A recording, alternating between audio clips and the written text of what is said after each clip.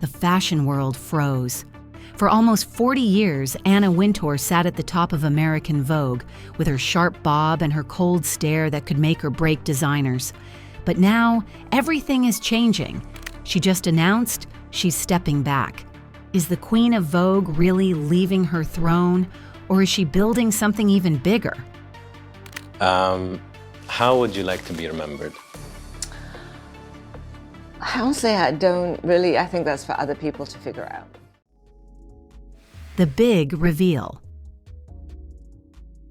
On June 26, 2025, Anna Wintour called an internal meeting at Condé Nast. People expected the usual updates, but instead she shocked everyone. After 37 years, she shared that she would step back from her daily job as editor-in-chief of American Vogue. After 37 years at the helm, magazine legend Anna Wintour is stepping down as editor of the fashion Bible, US Vogue. The 75-year-old will, though, continue to hold. Suddenly, headlines popped up everywhere. News outlets claimed she was leaving. Fans started worrying that Vogue would lose its heart. But here's what everyone needs to understand. Anna is not packing up her office and disappearing. She's actually taking on something even more powerful. She will stay as Condé Nast's Global Chief Content Officer. She will also keep her title as Global Editorial Director of Vogue. So instead of just leading one magazine, she will guide the strategy for all Condé Nast publications around the world. Her plan is clear. She wants to focus on bigger ideas and help other countries grow their own Vogue editions. By stepping away from daily edits, she can spend her time shaping the future of the entire company.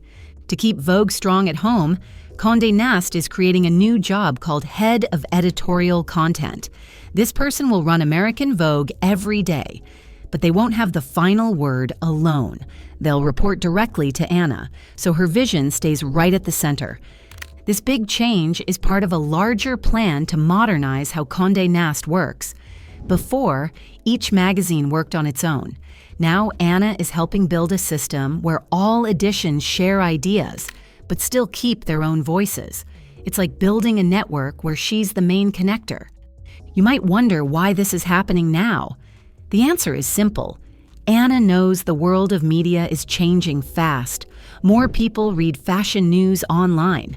Magazines must adapt to survive.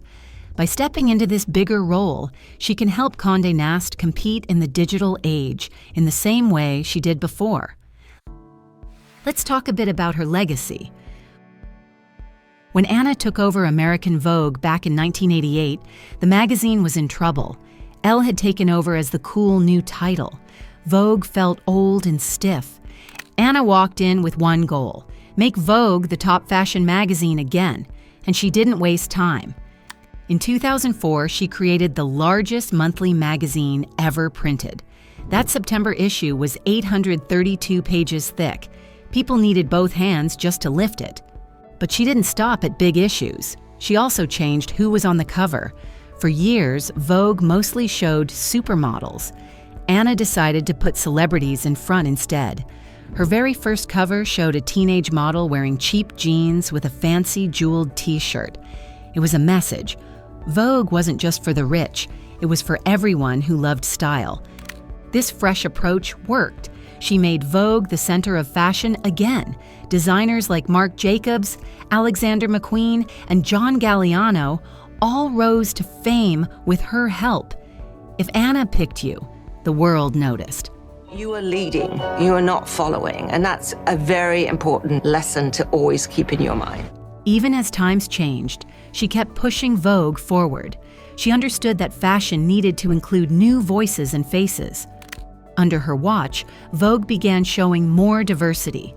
By 2024, nearly half the models in Vogue were from different backgrounds, compared to much smaller numbers in past years.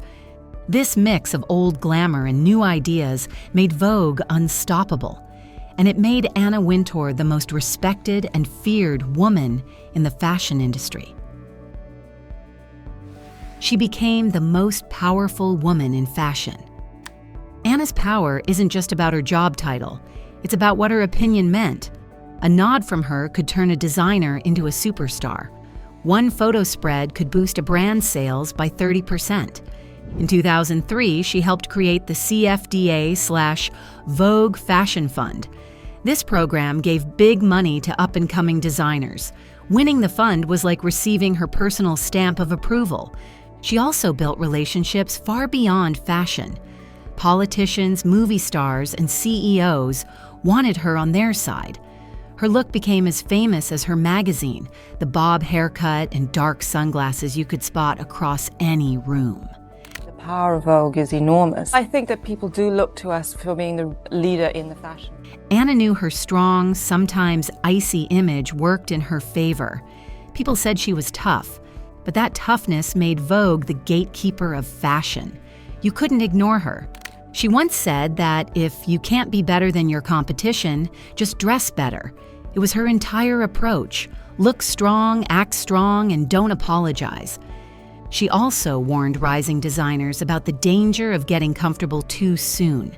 In her words, if you are an overnight sensation, you can be yesterday's news in no time. This belief shaped how she worked with talent. She knew that true success wasn't about one big moment. It was about showing up again and again, proving you had staying power in an industry that moves faster than anyone can predict. Because of her, Vogue became the place that decided what style meant. Designers scrambled to please her. Brands depended on her approval to connect with wealthy shoppers. In her nearly 4 decades with the Glossy, she's become the arbiter of taste and style, her influence reaching beyond the fashion and publishing industries. By 2024, most luxury buyers in the UK admitted Vogue helped them pick what to buy. That is the kind of influence you can't buy with ads alone. You earn it with decades of taste and authority. But now, Anna is moving to a role that's even bigger than editor-in-chief. She's becoming the person who guides all content, everywhere. And she's not slowing down one bit. Well, she was so influential because she turned that magazine into a powerhouse. But what does her new role actually look like? As the global chief content officer, she guides everything you see in Wired, Vanity Fair, GQ, Architectural Digest, Glamour, Bon Appetit, Tatler, World of Interiors, and Allure. The only major title she doesn't oversee is The New Yorker. So think about it. When you pick up almost any Condé Nast magazine, you're still seeing Anna's vision shining through. And she isn't stopping there. As the global editorial director of Vogue, she still leads every edition of Vogue published worldwide. Whether it's Vogue Paris, Vogue India, or Vogue Japan, her influence stays front and center. She's 75 years old, but she's not going away altogether. She's still going to stay on in some fairly high-profile roles, right? This setup is smart. By letting go of the daily grind at American Vogue, she has the freedom to zoom out and look at the bigger picture. She can help Vogue grow stronger in countries where the magazine is still expanding. She can test fresh ideas in digital storytelling and help the entire company stay ahead in a world where fashion news moves faster than ever. Even though she's moving into this massive role, she isn't leaving her mark on American Vogue behind. The new head of editorial content in New York will still answer to her, so her vision will remain locked in place. Her strategy is clear: keep the core of Vogue strong while building new ideas on top. This move didn't just happen overnight. It's part of a plan to make Vogue and all of Condé Nast's brands more modern and more united. Instead of each country working alone, Anna built a system where everyone collaborates. Local editors have more freedom to speak to their audiences, but they also have to follow the same standards that she set. This is how she turned Vogue from one powerful magazine into a whole machine that runs across the world. And Anna is still the one with her hand on the controls. Take the Met Gala, for example. Under Anna's watch, it has become the biggest night in fashion. She started running the Met Gala almost every year since 1995, and she turned it into a fundraising powerhouse.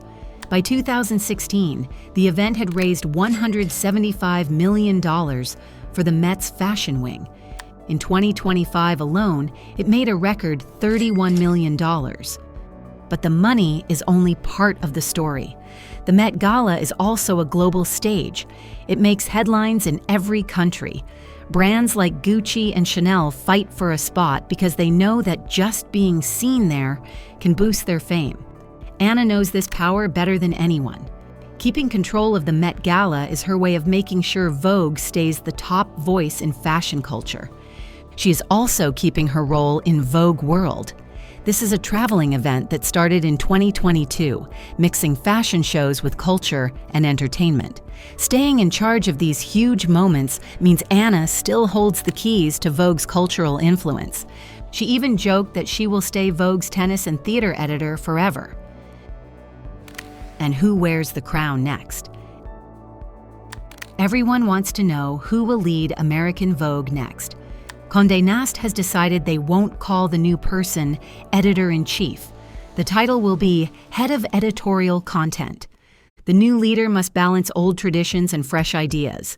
They will run the monthly magazine, the website, big events, and social media. And they'll have to do it all while staying in line with Anna's big picture vision. Some names are already floating around. Chloe Mal, who runs Vogue.com, and Chioma Nnadi, who leads British Vogue's editorial team, are top contenders. They already know the culture and expectations, which makes them strong choices. Whoever steps into this role will face big challenges. They have to keep Vogue relevant at a time when fashion fans scroll Instagram and TikTok for trends. They must keep the brand's prestige alive, even as younger audiences look elsewhere for inspiration.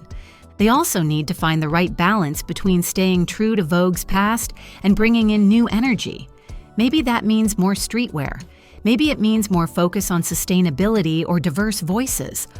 Whatever direction the new leader chooses, one thing is clear: Anna Wintour will still be watching closely.